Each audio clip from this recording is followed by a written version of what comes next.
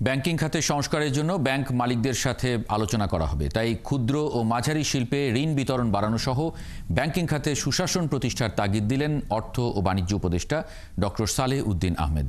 বিকেলে ব্যাংকের উদ্যোক্তাদের সংগঠন ব্যাংকার্স অ্যাসোসিয়েশন অব বাংলাদেশ বিএবির প্রতিনিধিদের সাথে বৈঠক শেষে এসব কথা বলেন অর্থ উপদেষ্টা। এস আলমদের তৈরি করা হয়েছে বিগত সরকারের পৃষ্ঠপোষকতায়, এমন কথা জানিয়ে বিএবি চেয়ারম্যান আব্দুল হাই সরকার বলেন, ব্যাংকের আস্থা সংকট কাটাতে সময় লাগবে, তবে দ্রুত পরিস্থিতি কাটিয়ে উঠতে সরকারের নীতি সহযোগিতার কথা তুলে ধরেন বিএবি সভাপতি। জবাবে অর্থ উপদেষ্টা বলেন, সুশাসন প্রতিষ্ঠার দিকে সর্বোচ্চ নজর দিতে ব্যাংক মালিকদের উদ্যোগ নিতে হবে। বলেন, ব্যাংকিং খাতে সংস্কারে বিএবির সাথে আলোচনা করা হবে। কিছুটা তো কনসেশনাল ইন্টারেস্ট দিতে হবে, তাহলে এরা তো সার্ভাইভ করতে পারবে না। আর আমরাই বাংলাদেশ ব্যাংকে টাকা দিয়ে কিন্তু বাঁচাতে পারবেন না তাকে।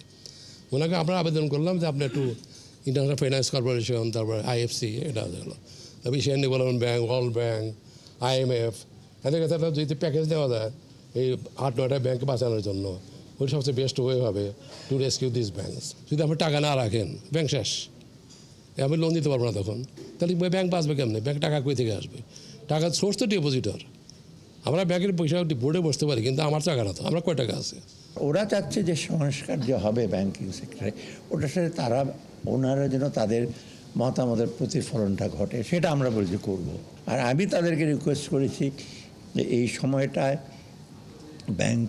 ব্যাংকাররা যথাযথভাবে ঋণ দেবে, যাচাই বাছাই করে ঋণ দেবে, পূর্বের মতো যাতে কোনো রকম আর ত্রুটি বিচ্যুত না হয়।